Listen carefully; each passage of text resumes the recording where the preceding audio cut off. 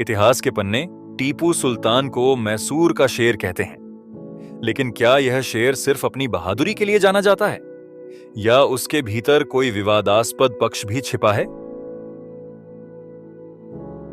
यह कहानी उस शख्स की है जिसने भारत में पहली बार अंग्रेजों को कांपने पर मजबूर किया।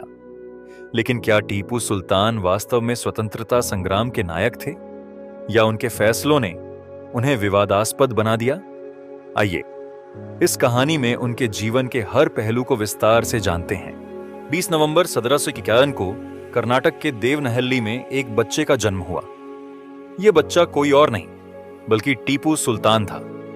उनके पिता हैदर अली मैसूर के एक सैनिक से राजा बने थे और उनकी मां फख्र उन निसा एक धार्मिक और प्रभावशाली महिला थीं। कहते हैं बचपन में टीपू को सुल्तान नाम दिया गया था, जिसका मतलब है राजा। लेकिन क्या कोई जानता था कि यह नाम उनकी जिंदगी का असली परिचय बन जाएगा? टीपू की शिक्षा पर उनके पिता का विशेष ध्यान था। उन्होंने उन्हें अरबी, फारसी और उर्दू सिखाई। इसके साथ ही उन्हें घुड़सवारी, तलवारबाजी और युद्ध रणनीति का प्रशिक्षण भी दिया गया। हैदर अली ने अंग्रेजों और मराठों के खिलाफ अपनी लड़ाई में कई उपलब्धियां हासिल की थीं। उनके नेतृत्व में मैसूर एक शक्तिशाली राज्य बन चुका था।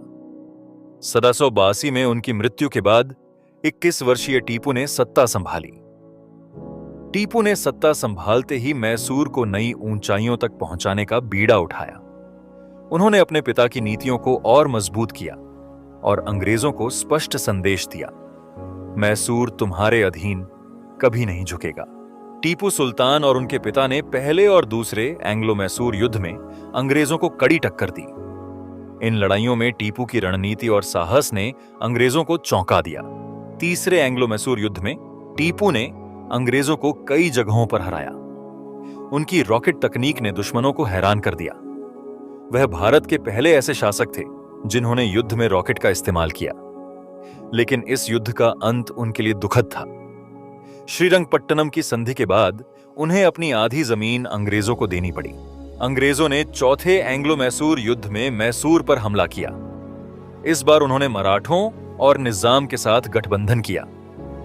टीपू ने आखिरी सांस तक लड़ाई लड़ी, लेकिन श्रीरंगपट्टनम किले की रक्षा करते हुए वह वीरगति को प्राप्त हुए।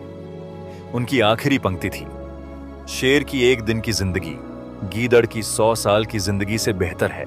टीपू को एक धर्मनिरपेक्ष शासक के रूप में भी देखा जाता है।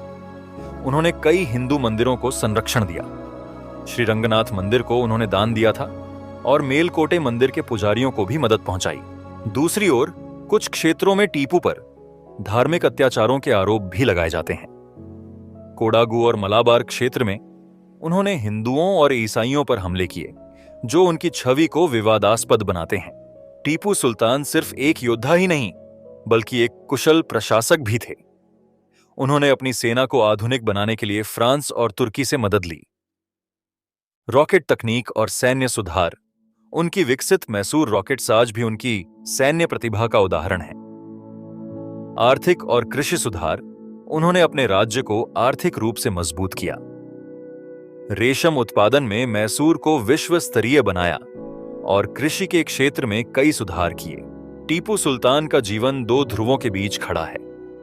एक ओर वह स्वतंत्रता का नायक है जिसने अंग्रेजों के खिलाफ लड़ाई लड़ी। दूसरी ओर उनके शासन के कुछ पहलू उनकी महानता पर सवाल उठाते हैं। लेकिन एक बात तय है, टीपू सुल्तान का नाम हमेशा उन लोगों में गिना जाएगा जिन्होंने अपने जीवन को मातृभूमि की रक्षा के लिए समर्पित कर दिया। क्या टीपू सुल्तान महान थे या विवादित शासक? यह सवाल श्रोताओं के लिए खुला छोड़ते हैं, लेकिन उनकी बहादुरी, उनकी नीतियां और उनकी लड़ाई आज भी हमें प्रेरणा देती हैं। शायद यही वजह है कि उन्हें मैसूर का शेर कहा जाता है।